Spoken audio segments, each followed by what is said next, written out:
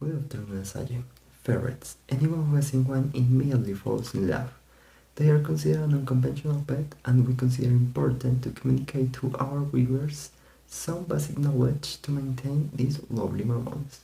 So, we talked with some pets to inform us. We are gonna start learning about the environment in which it's necessary to have a ferret. Laura is an expert on environment enrichment.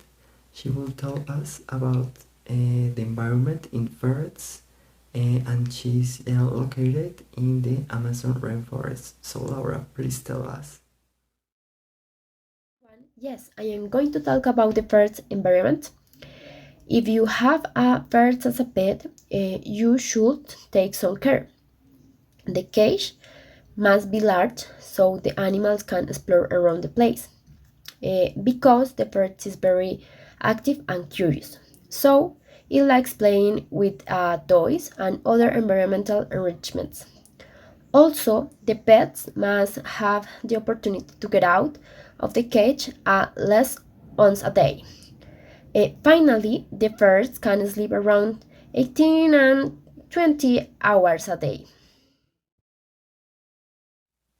Thank you so much for the information, Laura. Now we got in touch with an ethology expert in ferrets who will tell us about their behavior. Thanks for coming, Diego. Good day, my name is Diego Baez and I'm going to speak about the behavioral things. Highlighting what my colleague says, our ferrets have the ability to speak like humans, but this doesn't mean that they are unable to communicate. Ferrets transmit many sounds and attitudes that try to tell us what they want. Okay, thanks, Diego. That was super interesting. Now, one of the most common things that can occur when you have a pet are the diseases. We contact two investigators on pathologies that affect ferrets, Estefania and Jose. They are going to inform us about the most common diseases in ferrets. So, please start, Stefania. Thank you, Juan. Now, it is important to know a little bit about ferrets' pathophysiological signs. Ferrets can suffer from a large number of diseases, some related to viruses or pathogens such as rabies or influenza, which is a self-limiting and non-fatal disease. Nonetheless, they can be transmitted to humans and vice versa. Additionally, ferrets can suffer from neoplasia, renal, dental, and cardiac diseases. Therefore, ferrets should be examined at least once a year, vaccinated against distemper and rabies, treated with antiparasitic drugs. Also, it is important to take into account that the importation from other countries should be avoided to prevent the introduction of new diseases. Now, my colleague Jose is going to tell us a little bit more about pathophysiological signs. According to my partner, I'm going to tell you more about the ferret's health because he told you a little bit, but I'm going to complete more that information. I'm going to talk about specifically to ferret vaccines. So, these ferret vaccines are too similar like the dog's one because both of those animals have a lot of things in common, like the rhombovirus, the coronavirus, not the coronavirus that kills us, that's another one, and the rabies and so more. These vaccines are two different dogs because they formulate instinct like the another ones that I said before. You don't have to use as vaccines your ferrets. The dog vaccines I prefer because they're too different and they can have a disaster of that. You can kill your ferrets, so don't do that.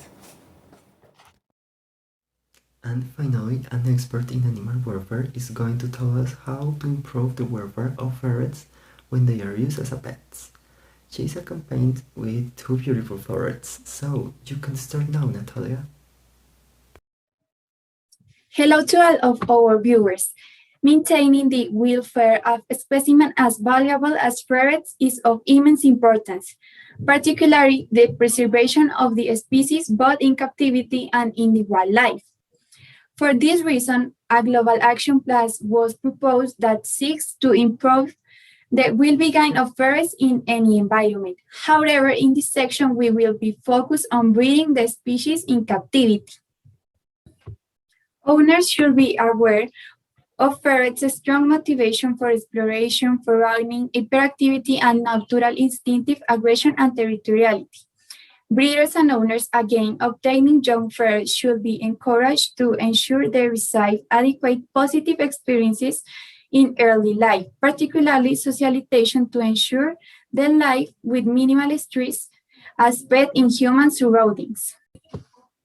All breeders need to establish protocols inside and outside the ferret's living environment with stimuli and practices that should be followed by the new owners. Breeders and owners must be work together to ensure an optimal quality of the life for their ferrets, to provide an environment where physical and emotional stability are present for early life. Okay, and that's it.